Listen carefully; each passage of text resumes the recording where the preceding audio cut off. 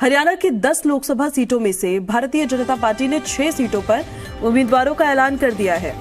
BJP ने 3 सीटों पर उम्मीदवारों को रिपीट किया है, जबकि 3 सीटों पर नए चेहरे उतारे गए हैं। बीजेपी ने गुरुग्राम, फरीदाबाद और भिवानी महेंद्रगढ़ लोकसभा सीट पर सिटिंग सांसदों पर फिर से दांव खेला है। हरियाणा के पूर्व मुख्यमंत्री मनोहर लाल को करनाल लोक से टिकट दिया गया है। अंबाला लोकसभा सीट से बंतो कटारिया को टिकट दिया गया है। बंतो कटारिया स्वर्गीय रतन लाल कटारिया की पत्नी है। रतन लाल कटारिया ने 2019 में अंबाला सीट से लोकसभा का चुनाव जीता था। सिरसा लोकसभा सीट से बीजेपी ने टिकट बदल दिया है।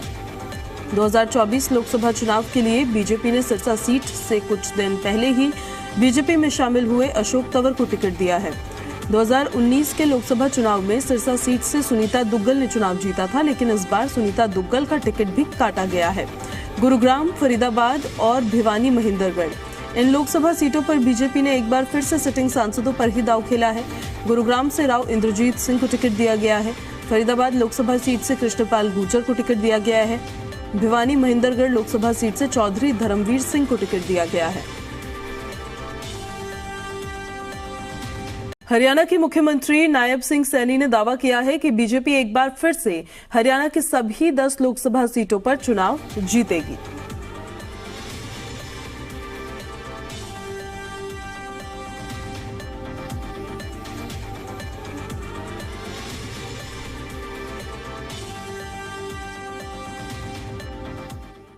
दस की 10 लोकसभा की सीटें नरेंद्र मोदी जी के पास भेज करके तीसरी बार प्रधानमंत्री बनाने का काम हम मजबूती से करेंगे। आदरणीय प्रधानमंत्री जी ने कहा कि सबको साथ लेकर के मजबूती से हरियाणा को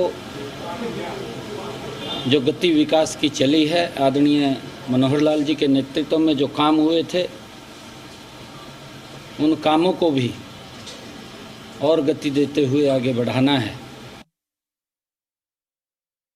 10 की 10 लोकसभा की सीटें वो आ जाएंगी। 6 आ गई हैं, 4 और जल्दी ही लिस्ट जारी हो जाएगी। पार्लियामेंट्री बोर्ड जब उसको जारी करेगा, 10 के 10 कमल के फूल नरेंद्र मोदी जी के पास जाए। सिरसा लोकसभा सीट से बीजेपी ने अपना प्रत्याशी बदला है। बीजेपी ने सिरसा से अशोक तंवर को टिकट दिया है।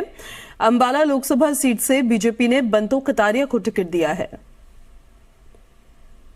मैं तो इस परिवार में ही नया हूँ और ना मैं कोई कंडीशन रख के आया था, तो मैं तो निस्वार्थ भाव के साथ कि भाई और पार्टियों को देख लिया, दूसरी पार्टियां देश लूटने में लगी हुई है, कोई परिवारवाद में विश्वास करता है, कोई भ्रष्टाचार में करता है, कोई किसान मजदूर गरीब का शोषण करना चाहता है। तो वो सब देख करके मैंने देखा कि भाई एक तरफ भारतीय जनता पार्टी है जो देश को स्वर्णिम दौर में देखना चाहती है। 2047 का भारत विकसित भारत हो, अगले 5 साल में देश तीसरी बड़ी अर्थव्यवस्था बने। तो मोदी जी के जो बड़े सपने हैं उन्हीं को और मजबूती प्रदान करने के लिए मैं यहाँ पर आया था और मैं धन्यवादी हूँ आदरणीय नरेंद्र मोदी जी का, नड्डा साहब का, अमित शाह जी का, विप्लव देव जी का, मनोहर लाल जी का, नायब सैनी जी का, लाखों कार्यकर्ताओं का और लाखों उन वोटर सपोर्टर का जिनसे फीडबैक लेकर के सिरसा की जनता ने ये जो है फैसला भारतीय जनता पार्टी ले, इस तरीके का फीडबैक दिया। भारतीय जनता पार्टी ने सारी सीटें नरेंद्र मोदी जी की झोली में डालने का काम कर रखा है, तैयारी पूरी कर रखी है। कहीं ना कहीं रतन लाल कटारिया जी के कई सपने थे जो कुछ रह गए थे, अब उनको पूरा करने की तरफ बढ़ेंगे आप? मैं पूरी कोशिश करूंगी रतन लाल कटारिया जी के सपने पूरे करने के और अम्बाला की जनता के मुद्दे पर खरा उतरने। और नए मुख्यमंत्री जी की पत्नी सुमन सैनी जी भी अभी यहाँ पे पहुंचे थे बधाई देने के लिए। आज हम सीएम हाउस नए मुख्यमंत्री को और पुराने मुख्यमंत्री को दोनों से आशीर्वाद लेकर आए थे, क्योंकि पुराने मुख्यमंत्री जी का भी हमारे परिवार में एक पिता के समान ही उनका अपना आशीर्वाद हमेशा मेरे ऊपर रहता था। और हमारे साथ हमारे सहयोगी डेप्यूटी एडिटर विनोद लांबा दिल्ली से लाइव कनेक्ट हो गए हैं। चंडीगढ़ से हमारे साथ जी मीडिया संवाददाता विजय राणा लाइव कनेक्टेड है। पहले विनोद, आपका रुख करते हुए, हालांकि अभी 10 की 10 लोकसभा सीटों पर ऐलान नहीं किया है, 6 सीटों पर ही उम्मीदवारों का ऐलान किया है, 3 को रिपीट किया है, पर 3 के टिकट बदले भी है। देखिए, निश्चित तौर पर 3 के टिकट बदले हैं और निश्चित तौर पर अगर आप देखें तो यहाँ मुख्यमंत्री मनोहर लाल जो पूर्व मुख्यमंत्री हो चुके हैं, वो अगर करनाल से आए तो कहीं ना कहीं एक बदलाव तो साफ तौर पर ये देखने को मिला। और जो बाकी बदलाव की बात करें, सिरसा से अगर जो बदलाव हुआ है, सुनीता दुग्गल की टिकट कटी है, पूर्व सांसद हो जाएंगी और अब उनकी जगह जिस तरह से अशोक तंवर को टिकट मिला है, ये रीजन बड़ा साफ है। और अशोक तंवर को लेकर जी मीडिया लगातार पुख्ता सूत्रों से जो अपनी खबर चला रहा था, हमारी खबर पर भी मोहर लगी और अशोक तंवर का जो सिरसा में क्षेत्र था वही उनको भाजपा में आने के बाद भी कांग्रेस होते हुए, आम आदमी पार्टी होते हुए भाजपा में आए और भाजपा से फिर अंबाला से उनको टिकट मिला है। बंतो कटारिया का रीजन बिल्कुल साफ है कि स्वर्गीय पूर्व केंद्रीय मंत्री जो थे रतनलाल कटारिया साहब, उनकी धर्मपत्नी है, तो उनके निधन के बाद वो सीट वैसे भी खाली थी, तो वो बदलाव भी होना था। ये महत्वपूर्ण है कि 3 टिकट बचाए रखने में गुरुग्राम, फरीदाबाद और महेंद्रगढ़ भिवानी में ये 3 मौजूदा सांसद, जिनमें से 2 केंद्रीय राज्य मंत्री हैं, कामयाब रहे हैं। अब महत्वपूर्ण ये हो जाएगा कि इसके बाद जो 4 बची सीट हैं उनके नाम पर संशय है। सोनीपत में टिकट कटना तय है। सोनीपत का आप बिल्कुल 100% मान के चलिए, जो भी सूत्रों से हमें जानकारी मिली है कि सोनीपत में बदलाव होगा। सोनीपत में 2 नाम भी मैं आपके सामने रख देता हूं जो अब तक की जानकारी है। विधायक मोहनलाल बड़ौली हैं, ब्राह्मण चेहरे के तौर पर उनको भी उतारा जा सकता है और योगेश्वर दत्त, इन 2 में से किसी एक को टिकट मिलने की बहुत हद तक संभावना है। अब ये देखना होगा कि रोहतक में अरविंद शर्मा अपनी टिकट बचा पाते हैं, नहीं बचा पाते हैं। अरविंद शर्मा ब्राह्मण चेहरे के तौर पर भाजपा में आए थे और उनको टिकट भी मिला और पिछला चुनाव में दीपेंद्र हुड्डा को हराया था। हॉट सीट है। और आपको एक और इंपॉर्टेंट इस चर्चा में अगर जोड़े तो वो है कि आपने सुना होगा कि हिसार में जिस तरह से पूर्व उप मुख्यमंत्री दुष्यंत चौटाला जो कह रहे थे, दुष्यंत चौटाला ये कह रहे थे कि उन्हें रोहतक की सीट ऑफर की गई थी, लेकिन उन्होंने 5100 पेंशन मांगी, यानी कि रोहतक पर उप मुख्यमंत्री यानी कि जो जेजेपी पार्टी है उसने सीट स्वीकार नहीं की। उनकी चॉइस हिसार और महेंद्रगढ़ भिवानी थी। तो ये महत्वपूर्ण हो जाएगा कि एक जो ऑफर की जा रही थी वो कहीं ना कहीं हॉट सीट जरूर है रोहतक की।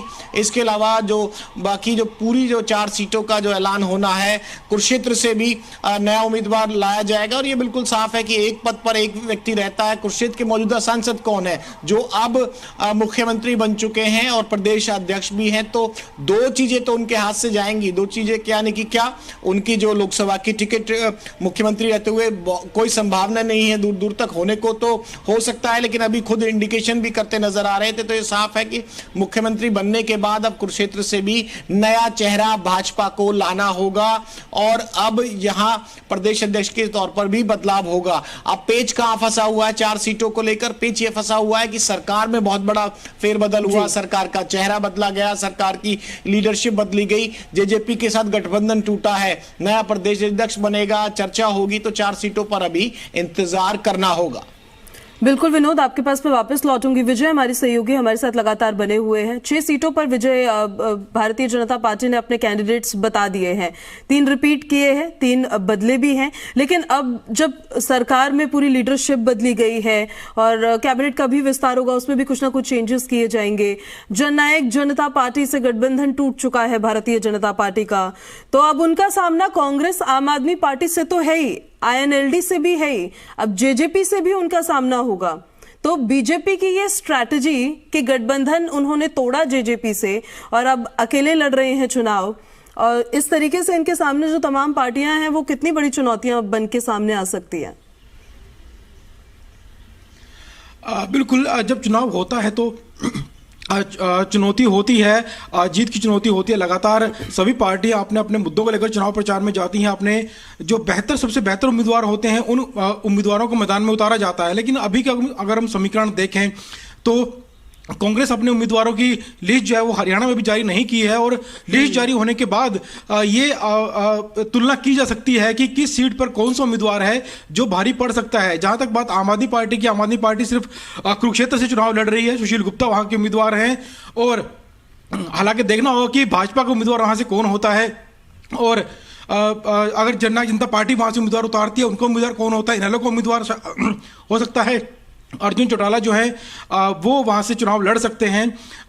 लेकिन पूरा जो सिनेरियो भी देखने को मिल रहा है, भारतीय जनता पार्टी सबसे आगे है, 6 उम्मीदवार उतारे हैं, 3 पुराने जो सिटिंग एमपी हैं उनको उतारा गया है और सभी सीटों पर बेहद सोच विचार करने के बाद जो है नाम फाइनल किए गए हैं और सभी जो उम्मीदवार हैं वो मजबूत उम्मीदवार हैं। सिर्फ देखना होगा कि जो विपक्षी पार्टी है, खासतौर पर जो कांग्रेस है, उनके उम्मीदवार कौन से रहते हैं।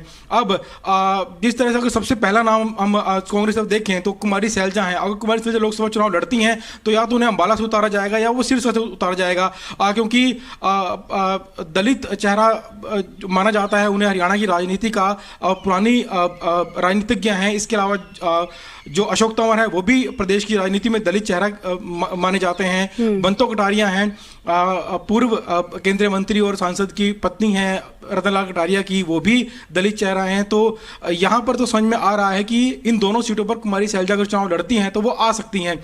इसके अलावा जो बाकी सीटें हैं, जैसे कि फरीदाबाद की सीट है, गुरुग्राम की सीट है, भिवानी की सीट है, वहां पर भाजपा की पहले से बहुत अच्छी पकड़ है। हालांकि चुनाव में क्या होता है तो भविष्य बता सकता है, लेकिन जो वर्तमान स्थिति है वो काफी मजबूत है और कांग्रेस के लिए भी चुनौती रहने वाली है कि कौन से उम्मीदवारों को वहां से उतारा जाएगा।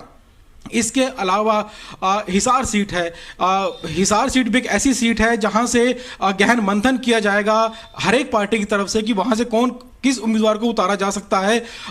भाजपा किस उम्मीदवार को उतारेगी वहां से वो देखने वाली बात होगी, क्योंकि जो हिसार सीट है, हालांकि कुलदीप बिश्नोई वहां से पहले लड़ते रहे हैं चुनाव और एक बड़ा चेहरा है हिसार लोकसभा क्षेत्र का, और वहां से जो विधानसभा क्षेत्रों में चुनाव उन्होंने लड़े हैं, एक बड़ा चेहरा वो माने जाते हैं, भाजपा में है। तो फिलहाल देखना होगा कि भाजपा किस चेहरे को वहां से फाइनल करती है। और कुरुक्षेत्र सीट की जैसे बात की गई तो कुरुक्षेत्र सीट अगर जैसे नायब सैनी मुख्यमंत्री बन गए हैं, वहां से एमपी हैं, अगर मुख्यमंत्री ना बनते शायद वहां पे वो पार्टी उन्हें रिपीट करती, लेकिन अब एक नया चेहरा पार्टी को वहां पर तलाशना होगा कि वहां से कौन सा चेहरा हो सकता है। और क्योंकि वहां से कांग्रेस चुनाव नहीं लड़ रही है तो कांग्रेस का उम्मीदवार वहां पर नहीं उतरेगा। सुशील गुप्ता मैदान में आम आदमी पार्टी की ओर से।